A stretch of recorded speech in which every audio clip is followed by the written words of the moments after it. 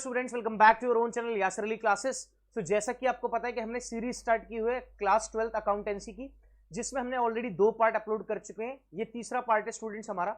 Last previous video में हमने discussion किया था पार्टनरशिप डीड का, उसके मीनिंग और उसके कंटेंट्स का। नाउ अब उससे रिलेटेड हम लोग प्रॉब्लम्स को सॉल्व करेंगे और कौन कौन सी चीजें और आगे इसमें पढ़नी है हमें, उन सारे मुद्दों पर भी हम बात करेंगे। ओके, तो आइए स्टूडेंट्स चलते हैं हम प्रॉब्लम पर कि भाई हमने जो कल कॉन्सेप्ट सीखा था उस पर प्रॉब्लम कैसे करते हैं, और कुछ मैं आपको होम असाइनमेंट्स भी दूंगा, आपको वो भी चीजें करनी है। ठीक है, तो आइए स्टूडेंट्स देखते हैं। यहाँ पर क्वेश्चन है हमारे पास पार्टनरशिप डीड से ही रिलेटेड। क्या है? X and Y are partners in a firm. X और वाई दो पार्टनर हैं एक फर्म में। They do not have any partnership agreement, यानी कि उनके बीच में कोई भी पार्टनरशिप डीड नहीं है, किसी तरह का कोई भी एग्रीमेंट नहीं है। ओके, क्या मैं ऐसा कह सकता हूं कि partnership deed is silent. Okay, partnership deed यहां पर क्या है? साइलेंट है, यानी कि पार्टनर्स के बीच में कोई भी एग्रीमेंट नहीं है। What should be done in the following cases, यानी कि जो अभी फॉलोइंग केसेस हैं उसमें क्या चीजें करनी पड़ेंगी, है ना। तो क्या है? सबसे पहला question, X spends twice the time that Y devotes to the business, यानी कि एक्स जो है वो वाई से दोगुना टाइम बिजनेस को देता है। जितना वाई देता है उससे ज्यादा कौन दे रहा है? दोगुना एक्स दे रहा है। X claims that he should get a salary of 6000 per month for the extra time spend, और एक्स ये चाहता है कि जितना वो एक्स्ट्रा टाइम स्पेंड कर रहा है तो उसको उसके रिगार्डिंग, इसके बदले में उसको क्या मिलना चाहिए? 6000 पर मंथ की क्या मिलनी चाहिए? सैलरी मिलनी चाहिए। तो बेटा हमने लास्ट क्लास में यानी कि प्रीवियस वीडियो में ये लास्ट लेक्चर में ये समझ लिया था कि अगर पार्टनरशिप डीड साइलेंट है तो क्या क्या चीजें एप्लीकेबल होंगी। तो क्या लगेगा? Provisions of Indian Partnership Act 1932 में अप्लाई। तो वो प्रोविजंस क्या कहते हैं? There is no need to pay any kind of interest on capital contribution by the partner, यानी कि पार्टनर ने जितनी भी कैपिटल को कंट्रीब्यूट किया है उसकी कैपिटल पर उसको कोई भी इंटरेस्ट नहीं मिलेगा। अगर कोई भी पार्टनर कोई भी अमाउंट, कोई भी सम अगर बिजनेस से ड्रू करता है, विड्रॉन करता है, तो उस ड्रॉइंग्स पर उसको कोई भी इंटरेस्ट नहीं देना होगा, यानी कि फर्म उससे इंटरेस्ट चार्ज नहीं करेगी। किसी तरह की सैलरी, किसी तरह का कमीशन अलाउड नहीं होगा। अगर कोई पार्टनर अपनी कैपिटल के अलावा कुछ और फर्म को कंट्रीब्यूट करता है, कुछ और देता है एज अ लोन, तो उस लोन पर उसे इंटरेस्ट मिलेगा 6% पर एनम का, और इक्वल प्रॉफिट शेयरिंग रेशियो होगा। ये सारी चीजें हमने देखी थी।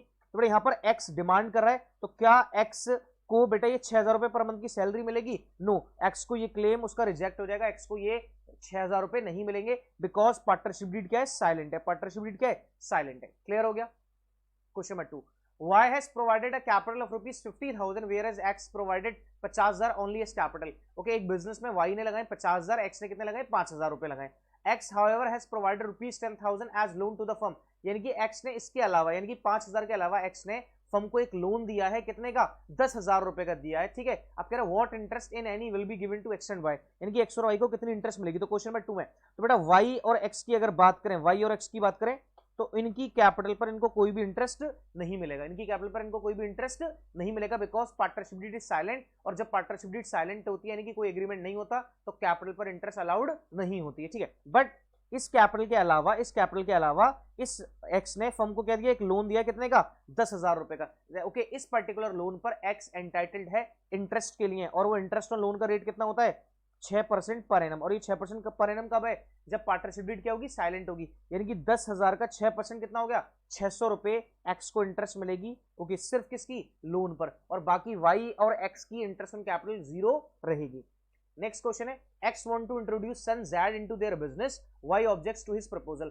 एक्स अपने बेटे यानी कि जेड को चाहता है कि वो बिजनेस में आ जाए, बट वाई ने ऑब्जेक्ट करा, इसके प्रपोजल को मना कर दिया। बताओ क्या अब जेड यानी कि जो एक्स का बेटा है वो फर्म में एडमिट हो सकता है? नहीं। बेटा सारे पार्टनर्स का क्या करना जरूरी है? एग्री करना जरूरी है। सारे पार्टनर्स क्या करें? एग्री करें। ओके, म्यूचुअल अंडरस्टैंडिंग से तभी एक नए पार्टनर को फर्म में एडमिट किया जा सकता है। ठीक है, तो ये क्वेश्चन नंबर 4 बेटा आपका होमवर्क में है, ये आपको मुझे कमेंट सेक्शन में बताना है। ठीक है, इस क्वेश्चन नंबर 4 का आंसर बेटा आप लोग को कमेंट सेक्शन में बताना है कि इसका आंसर क्या होगा। ठीक है, आई होप इतनी बात सारे स्टूडेंट्स को सबको समझ में आ गई होगी बहुत अच्छे से। ठीक है, सो कम टू द नेक्स्ट। ठीक है, नेक्स्ट चलते हैं हम लोग।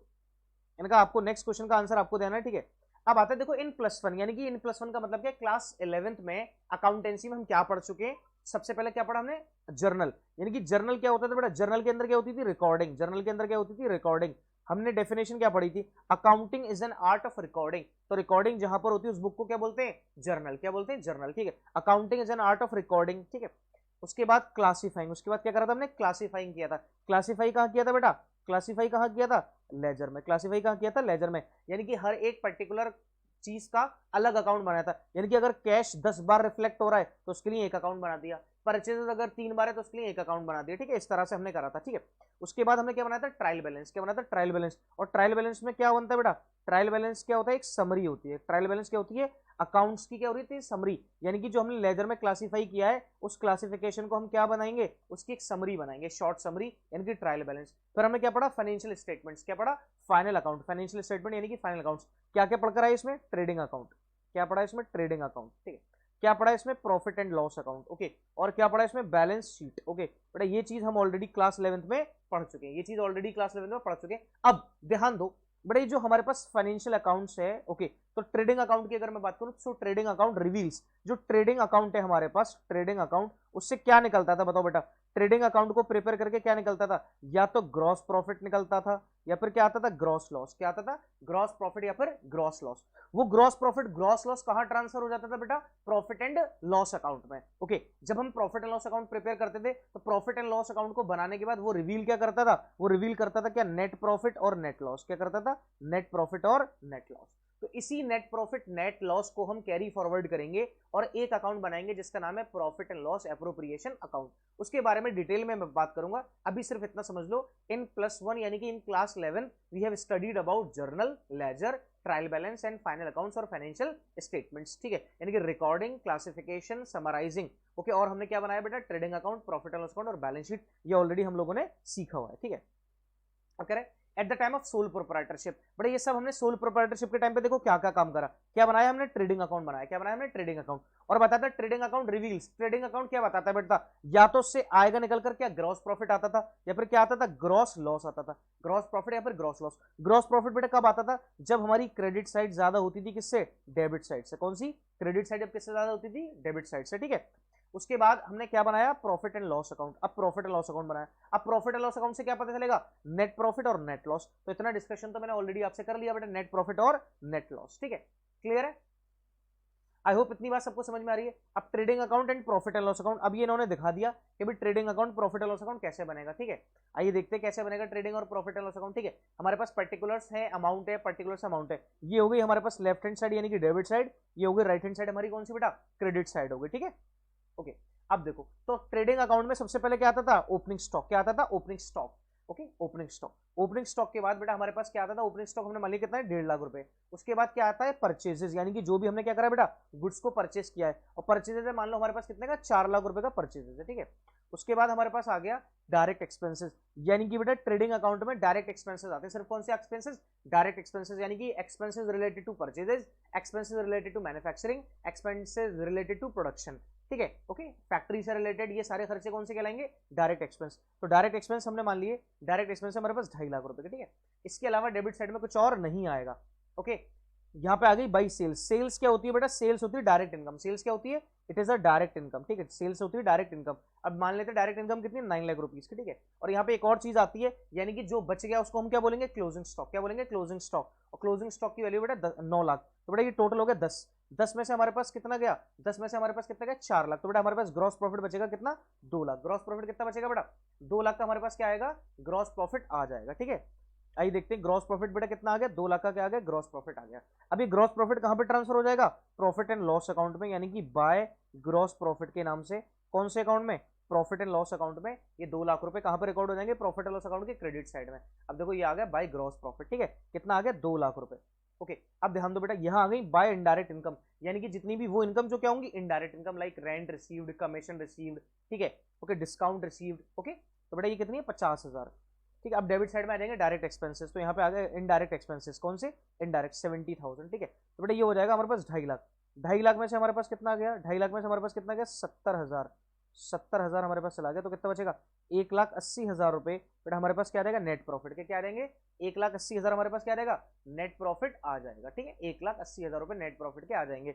अब ये जो 1,80,000 है बेटा, इसका आप क्या करके आए थे, इसको आप ले गए थे बैलेंस शीट में, क्योंकि ये नेट प्रॉफिट है। कहां ले गए थे आप इसे, बैलेंस शीट में। और ये आपकी कैपिटल को क्या करेगा, इंक्रीज। इसलिए आपने जो भी कैपिटल थी उस कैपिटल में इस नेट प्रॉफिट को, इस नेट प्रॉफिट को आप क्या कर देंगे, ऐड कर देंगे। क्या कर देंगे, ऐड कर देंगे, ठीक है, ओके।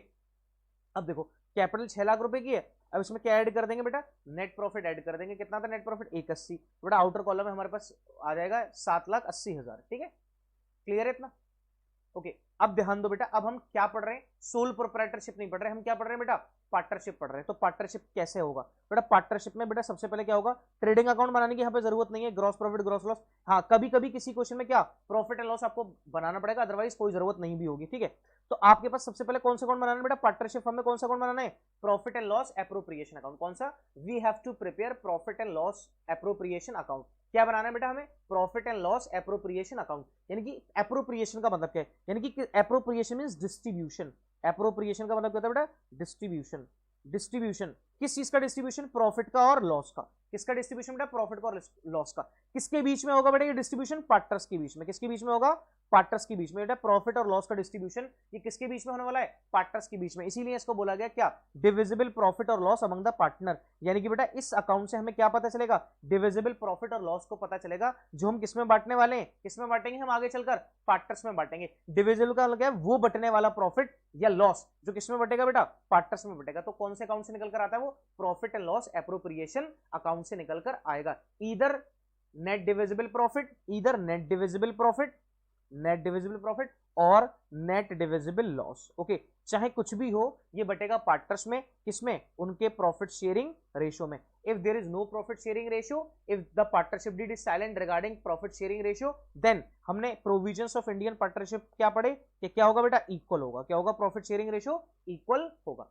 आई होप इतनी बात आप सभी लोगों को अच्छे से क्लियर हो चुकी हो। बड़ा सबसे इंपॉर्टेंट चीज क्या है, हमें जो समझना है वो है profit and loss appropriation account के profit and loss appropriation account कैसे प्रिपेयर होता है। तो ये profit and loss appropriation account क्या होता है, कैसे प्रिपेयर होता है, इसका नेचर क्या है, वो हम नेक्स्ट फर्दर वीडियो में इसका डिस्कशन करेंगे। क्योंकि जैसा आपसे कहा गया बेटा कि आपको वीडियोस बहुत शॉर्ट मिलेंगी। ओके, अब इस शॉर्ट वीडियोस में आपको ज्यादा लंबा टाइम भी नहीं देना। ओके, आप इसको इजीली आसानी के साथ इसको कर सकते हो। ओके स्टूडेंट्स, आई होप आपको वो दोनों पहले पार्ट बहुत अच्छे से क्लियर हुए होंगे। नाउ ये थर्ड पार्ट था हमारा, ये भी अच्छे से आपको क्लियर होगा। अगर बेटा वीडियो पसंद आती है तो हमारे लिए मोटिवेशन यही है कि आप हमारी वीडियो को ज्यादा से ज्यादा शेयर करें और चैनल को सब्सक्राइब कर लें। ओके, और अगर वीडियो पसंद आई तो वीडियो को लाइक जरूर करें। Thank you students, thank you very much. फिर नेक्स्ट वीडियो में आपसे मुलाकात होती है। और स्टूडेंट्स अगर आपको हमारे से टच बनाए रखना है तो यासर अली क्लासेस का आप मोबाइल ऐप डाउनलोड कर सकते हो प्ले स्टोर से, iOS से भी। ओके, इससे बेटा बहुत कुछ हेल्प आपको इंशाल्लाह जरूर मिलेगी। So thank you students, thank you very much.